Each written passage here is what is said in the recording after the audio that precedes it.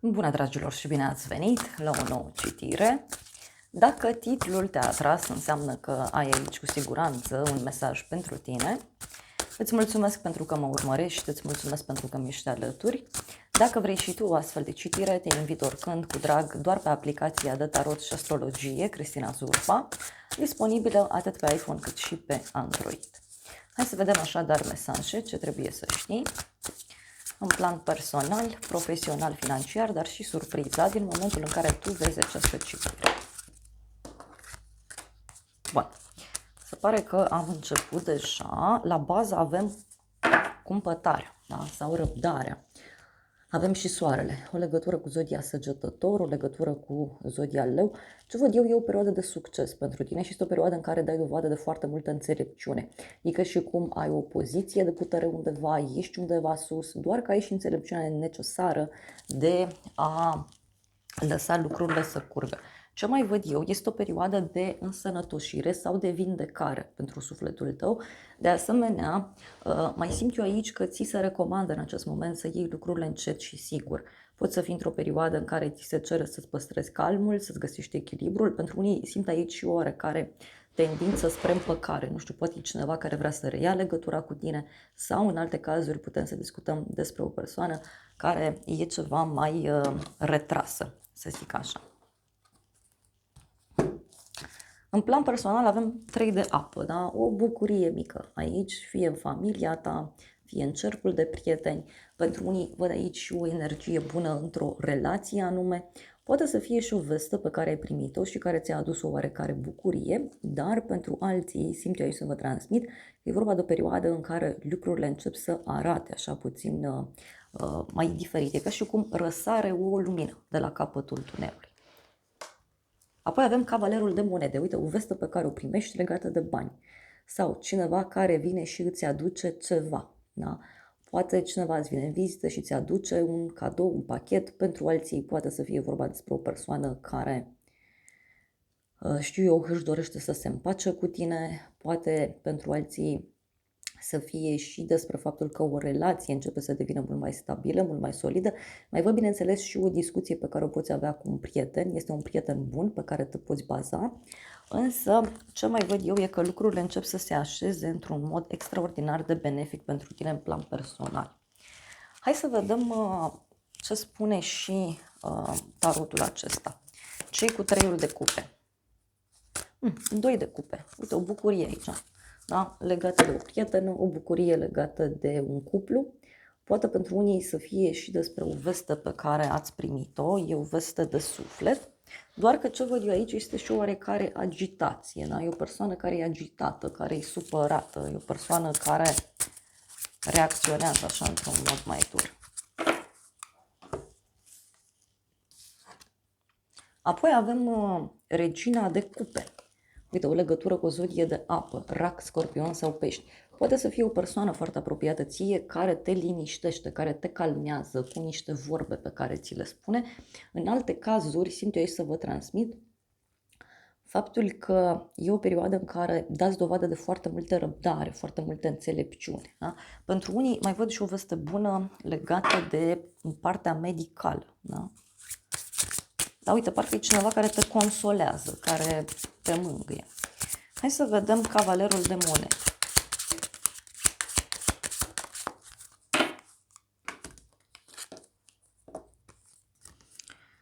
Avem așa, 7 de monede, valetul de monede. Uite, poate să fie o veste pe care o primești, fie în legătură cu o sumă de bani, fie în legătură cu o moștenire. E ceva din trecut, ceva ce nu a mers, o așteptare în care ai fost pusă sau pusă și e ca și cum primești veste în acest sens. Unii poate așteptați un pachet pentru casă, alții poate așteptați un răspuns privind sfera financiară, da? Însă ce mai văd eu aici că e posibil și ca un prieten din trecut să revină în viața voastră și să dorească să reluați legătura, da? Să se intereseze de tine, de viața ta personală, poate chiar să-ți ceară un ajutor profesional, posibil și asta. Doar că, uite, e o persoană, aici cu 9 de spade, e o persoană foarte inimoasă, foarte grăbită, dar este și o persoană extrem de agitată. acestui om, nu știu, e agitat, da? În legătură cu faptul că n-ați mai vorbit, în legătură cu faptul că legătura dintre voi s-a stins sau se stinge. În continuare avem 10 de monede. O veste bună legată de un grup de oameni din care faci parte, o veste bună legată de un prieten, poate e o veste care ține și de, nu știu, o sumă de bani, un spațiu în care lucrezi. Valetul de monede, uite, avem aici. Deci e ca și cum avansezi, pui un pas înainte. Poate să fie pentru unii și un fel de examen pe care îl aveți sau pentru alții poate să fie vorba despre o veste importantă care apare privind o persoană mai tânără. Hai să vedem 9 de monede.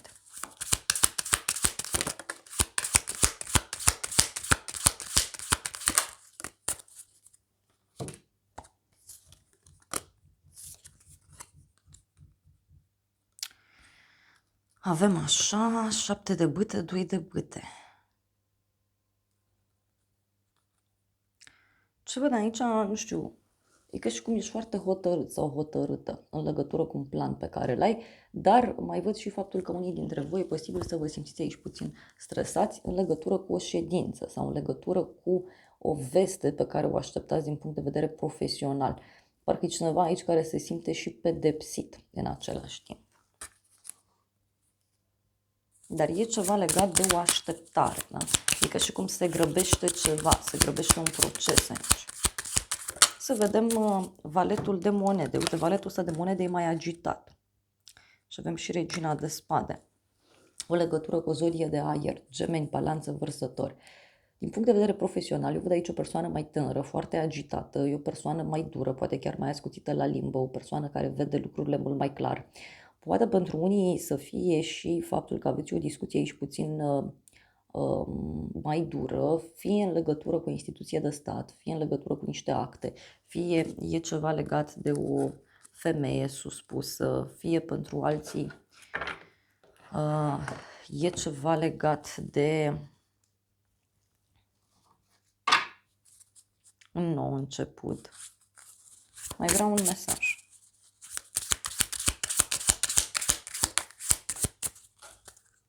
Oh, a sărit o carte. Ia să vedem noi despre ce este vorba.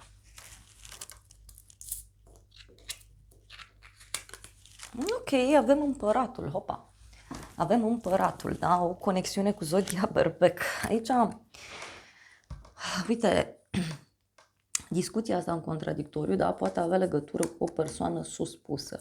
Fie este vorba despre o persoană care, nu știu, e mai dură din fire, e un personaj aici care are propriile reguli, cineva care e foarte dificil de scos din ideile sale.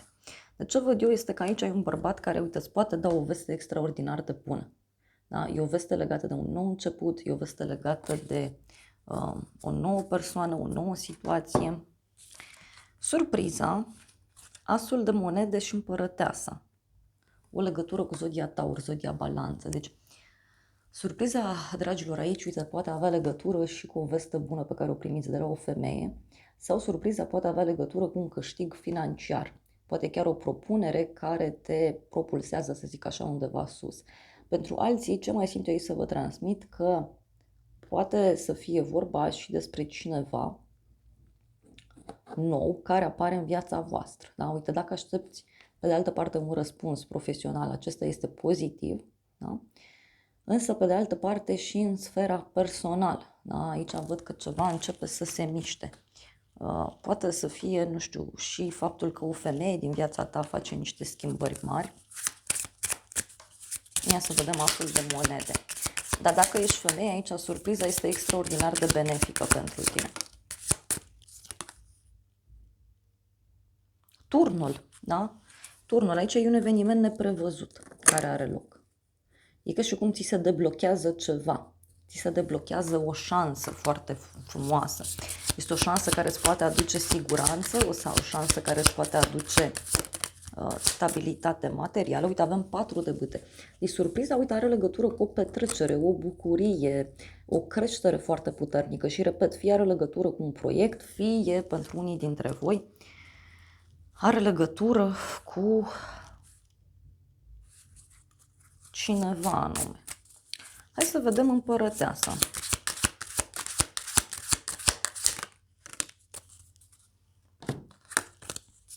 Împărăteasa a venit așa, cu asul de cupe,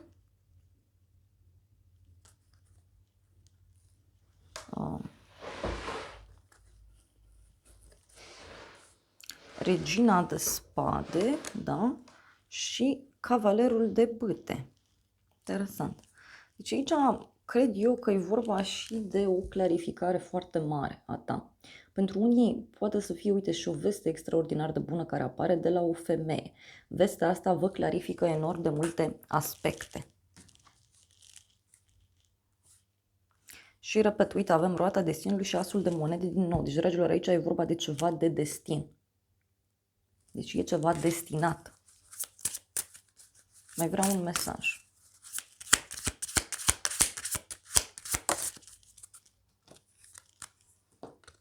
Cinci de monede, 6 de monede.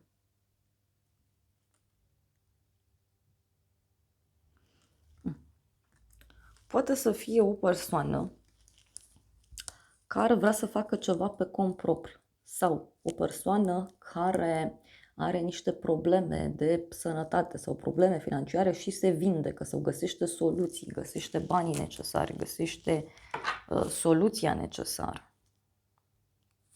Avem diavolul și doiul de monede. Deci, uite, poate e cineva care încearcă să negocieze cu tine, cineva care încearcă să te convingă de un anumit lucru.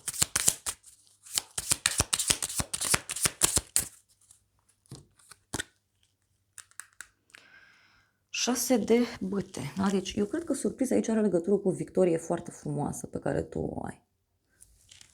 Deci o victorie absolut fantastică. Hai să vedem în continuare, da?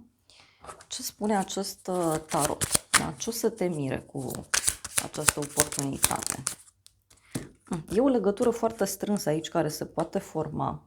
Da? Poate pentru unii să zic eu că poate să fie o legătură care ține strict de partea rațională, care ține strict de partea de profesie, dar pentru alții simt eu aici să vă transmit că e vorba de un personaj, uite, care poate să locuiască într-un loc mai izolat, într-un loc mai friguros, da? Și care, știu eu, îți poate da o veste. Dacă ești femeie, uite, ți se poate propune, poate știu eu, o relație serioasă, dacă nu e vorba de partea de profesie. Poate este o prietenă aici care are un rol important în viața ta sau pentru unii poate cunoașteți o femeie importantă. Ei, dar totuși avem norocul și inelul. Deci eu cred că surpriza are legătură cu un noroc foarte mare în dragoste. Da? Sau surpriza cred că are legătură cu un noroc foarte mare pe partea asta de relații, de iubire. Uite, e cineva care se mișcă foarte lent, da? Cineva care vrea ceva sigur. Deci nu e o persoană aici care merge la risc. Mai vreau un mesaj.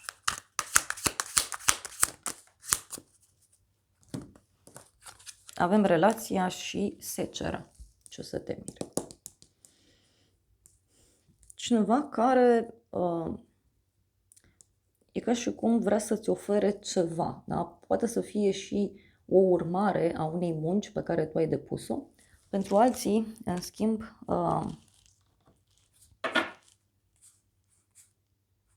vede aici și o hotărâre foarte mare. Uite, are legătură cu un bărbat matur, are legătură cu un personaj foarte influent, fie în cercul tău de prieteni, fie în familie, fie la locul de muncă. E o persoană cu dreptatea în mână, e o persoană foarte hotărâtă aici. Mai vreau un mesaj. Și avem așa,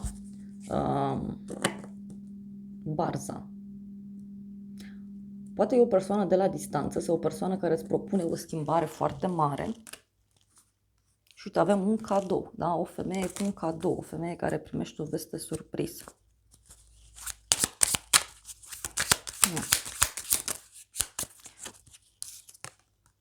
Coroana, da? Deci, dacă ești femeie, surpriza aici să știi că e foarte mare pentru tine. E ca și cum ți se propune să devii împărăteasă, ți se propune să urci undeva, ți se propune să avansezi. Uite că e și despre bani. Uite, o persoană vicleană care vrea să-ți dea un mesaj, un apel telefonic.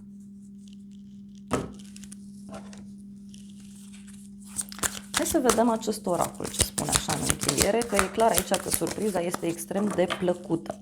Avem lebedele, da? Deci două persoane care, știu eu, nu se pot despărți una de cealaltă. Avem curaj, încredere în sine, reînnoire. Da? Deci poate e cineva care își dorește ceva stabil, ceva serios și apoi avem podul, comunicare, uniune. Cineva care își dorește să reia legătura cu tine sau cineva care își dorește să diminueze o distanță dintre voi. Avem grânele, fertilitate, resurse. Mai vreau un mesaj. Opa! Încă un mesaj așa de final. Avem o călătorie. Cineva care vrea să descopere mai multe și explorare. Uite, poate să fie și o propunere legată de o călătorie îndepărtată pentru unii dintre voi. Deci o propunere foarte bună. Și avem turnul, da? Succes, sănătate, ceva ce se desfășoară. Că și cum ți se propune ceva extraordinar de mare. Hai să vedem ce spune acest oracol.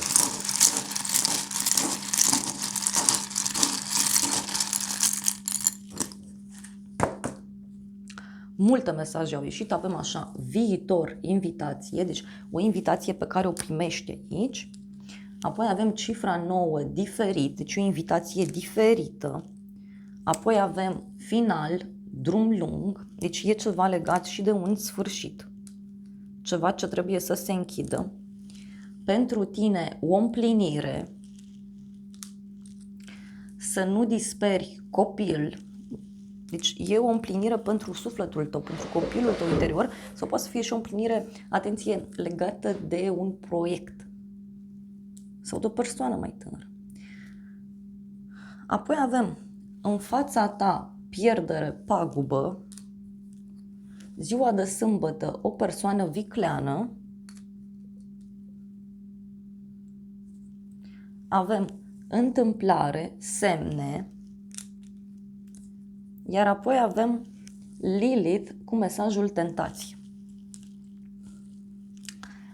E o tentație foarte mare, e o independență foarte mare, e și cum se rupe ceva ce e instabil și se construiește altceva. Mai vreau un mesaj.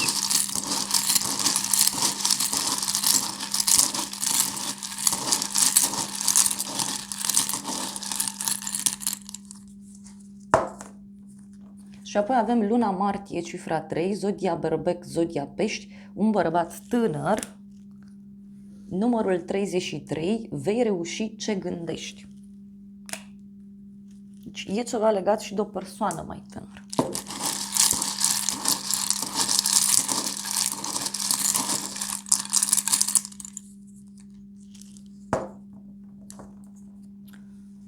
Avem alb, lumină, deci se face lumină într-o problemă. Avem poate o femeie în vârstă și anotimpul de toamnă. Deci aici eu simt că e vorba de foarte multă abundență, că și cum cineva îți deschide mintea, cineva îți deschide calea. Dragilor, acestea au fost previziunile de această dată. Eu vă mulțumesc pentru prezență, vă îmbrățișez cu drag, sper din suflet să vă fie de folos aceste informații și să ne revedem cu bine și data viitoare. Eu vă doresc o zi sau o seară cât mai frumoasă.